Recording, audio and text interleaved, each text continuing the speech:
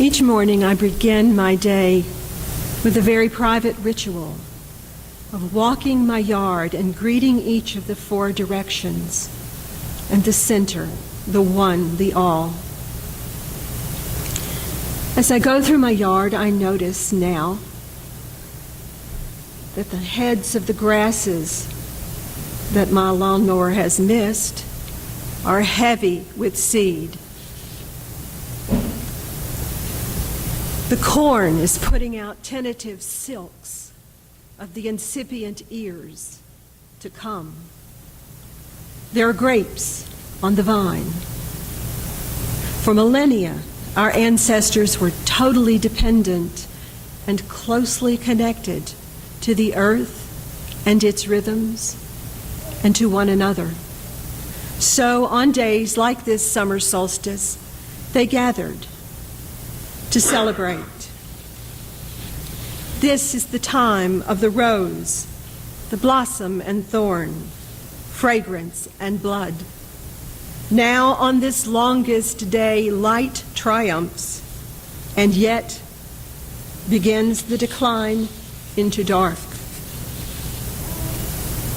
As they gathered around the ritual fire, they would have a figure representative of the father figure of nature, the God, in his most powerful, at the height of the sun's power. He would be cast into the ritual fire to signify this decline now of the light into darkness and the God's descent into the darkness of death, his sacrifice for the earth. Yet from that burned figure is taken a loaf of bread, which is shared with the community, who then says the following: "Behold, the God has gone into the grain. He will feed us. The sun is on the water. He will quench our thirst. The God is in the corn. It will grow high. The God is on tree and vine. He will ripen in season. The sun is not lost. It will rise again. The sun is within us. See how we shine."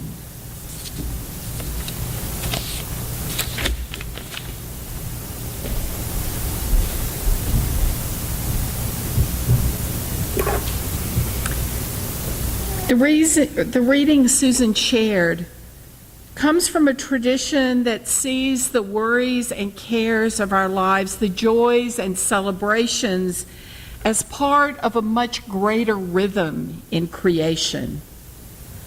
Whatever is happening in our lives and the world, the seasons continue as they have for millennia, for eons. There are times when we try to make sense of the earth rhythms, to step back, to see how in the whole scheme of creation, this particular season evolves. And then we realize that this season is but a heartbeat within the whole of time, within the ebb and flow of creation.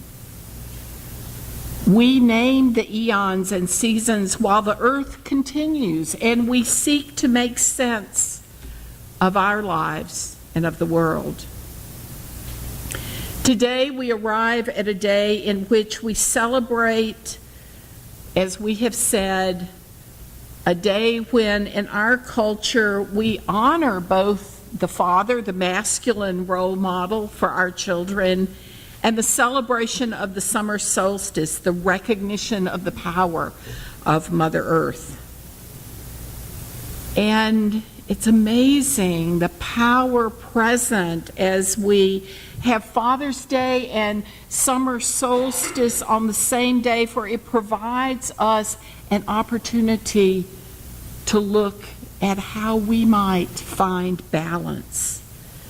balance in the natural world where light reigns supreme today, knowing that tomorrow the light will begin to wane as darkness slowly returns. Light and dark, always seeking balance. Susan's reading is from an ancient ritual that acknowledge aspects of that balance.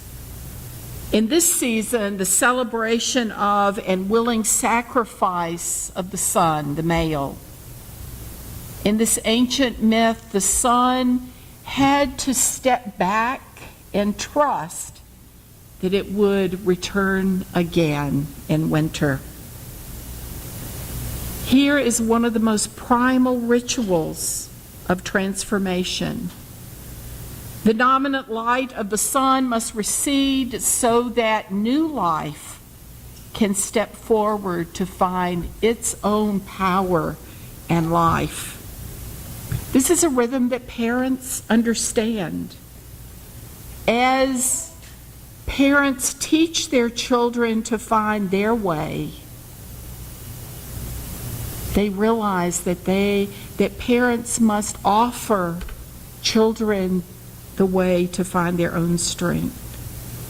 Fathers and mothers experience changing roles as children grow, find their own strength, and the shape of the relationship between parent and child is always changing, always fluid.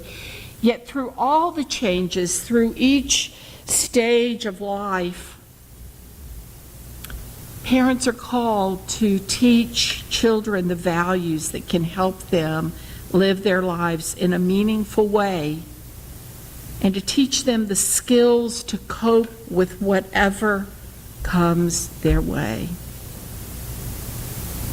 This week, as I continue to think about this day and its balance of seasons, Father's Day and summer solstice, I couldn't let go of the tension in my heart.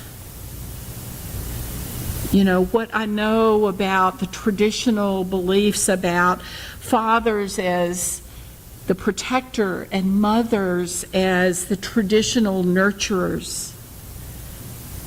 How do families keep those roles in balance? And in the midst of those roles, parents always seek to keep their children from harm, keep them from the potential dangers of life. But we know that no matter how much we hope to keep the world safe for our children, we cannot. Into our honoring of the balance of male and female, we weave the lessons of Ramadan and Emancipation Day, both of which in one way or another honor the disenfranchised, hold up our need to help those who are suffering, hold up the need for all people to find their place within the family of the earth. Each of these sacred celebrations is filled with possibility and promise for renewal and transformation. And yet, into these sacred days has come a sacrilege, a betrayal of the connection with our brothers and sisters. Though we trust that love will ultimately overcome, we have seen hatred walk across the back of Mother Earth. How do we respond? Linda, your question was well put. How do we respond to such a blatant defiling of this sacred time of year and a very special sacred place? How do we respond to yet another slaughter of the innocents? Against a place of safety and peace. It's not the first time We Unitarian Universalists experienced just 7 years ago a gunman who murdered the innocents in the Knoxville congregation. The pain today might be more intense because we are more and more aware that every day innocent people die. Perhaps we feel that our hope has been violated, perhaps diminished, that the light, which should be the most powerful on this day, that the light has been diminished. In the church called Mother Emanuel, or more literally, Mother God is with us, which is what it means. The light that was present in the lives of 9 special people has been extinguished. This tragedy took place in this mother church where for more than a century, freedom was plotted, hope has been sustained, lives have flourished, grounded in love, compassion, and a struggle for justice. What happens when the light begins to disappear? Will we lose hope in our lives or about society or the state of the world? We all feel grief, both for those who died in Charleston this week, but also for the rising death toll of the innocents. It continues. Perhaps in this, the beginning and the height of the summer day, we might, like the ancients, we might begin to worry that the light of hope and possibility might totally disappear. But in the pagan tradition, we are reminded that even as the straw image of God is burned away, as the sun begins to disappear, the grain, the seeds of new life are revealed. A raw loaf of bread was put in the center of the image, that as the external image burned, the bread was baked.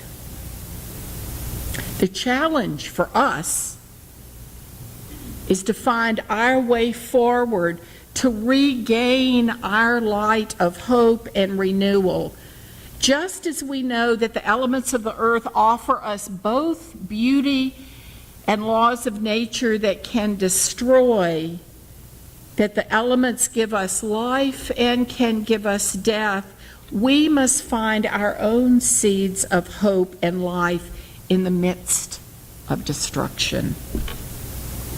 We need to clarify more than ever the work that we as individuals and as a congregation must do to help nurture those seeds of hope and renewal. We need to nurture love so that hate will not have a voice.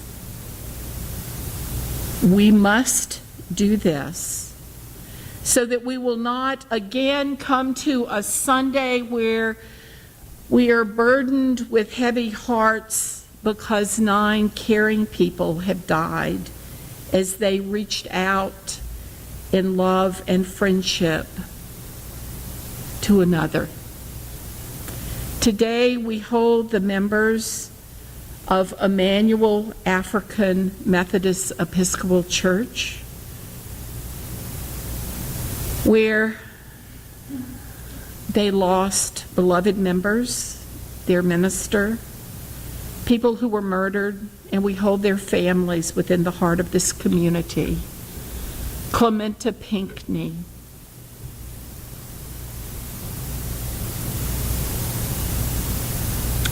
Tywanda Sanders, Sharonda Singleton, Myra Thompson,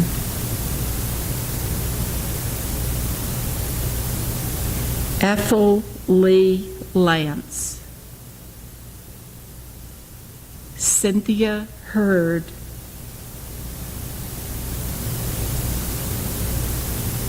Daniel L. Simmons, Sr., DePayne Middleton, Doctor,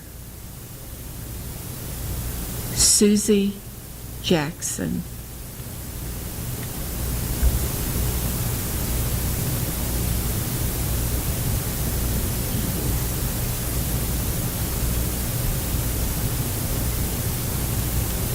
Our faith tells us that the light of love is never extinguished.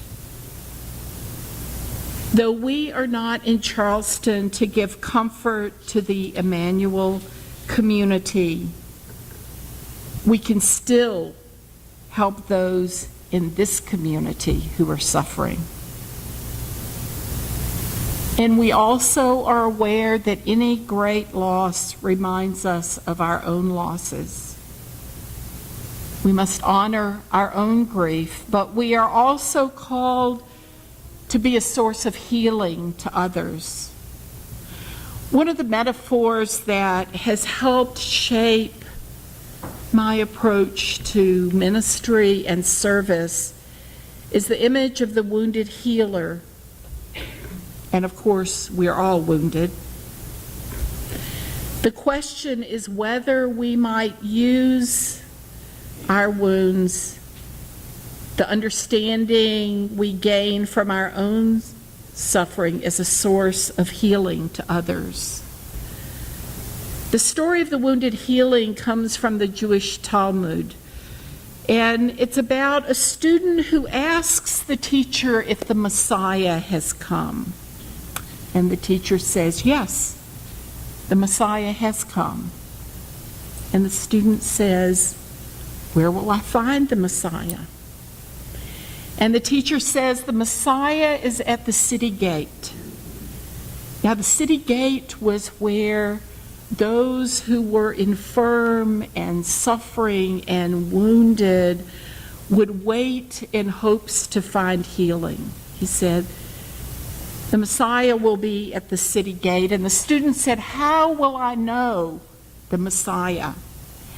And the teacher said, the Messiah is the one who only takes off one bandage at a time.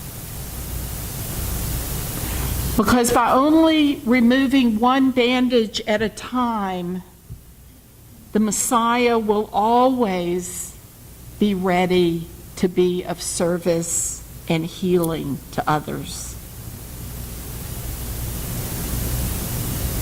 The Messiah also is a wounded healer. As we seek comfort and healing for our own pain, may we find the way that we can be a healing presence in our hurting world. To give us strength for the work ahead, let us find ways to find balance in our lives and to find things that might enrich our being. Let us find support and comfort from our community, from our families, so that we don't feel alone. Let us find places of rest and respite from the world so that when asked to serve, we will have the strength to live with hope and possibility. Let us find those who can comfort us when we are in need of care. I invite us to rise in body or spirit to sing hymn 1002 in the Teal hymnal.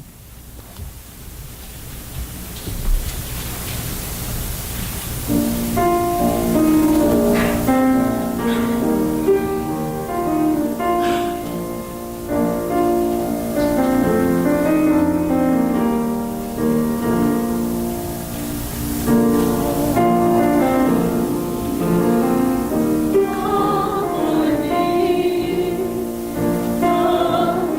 me, oh my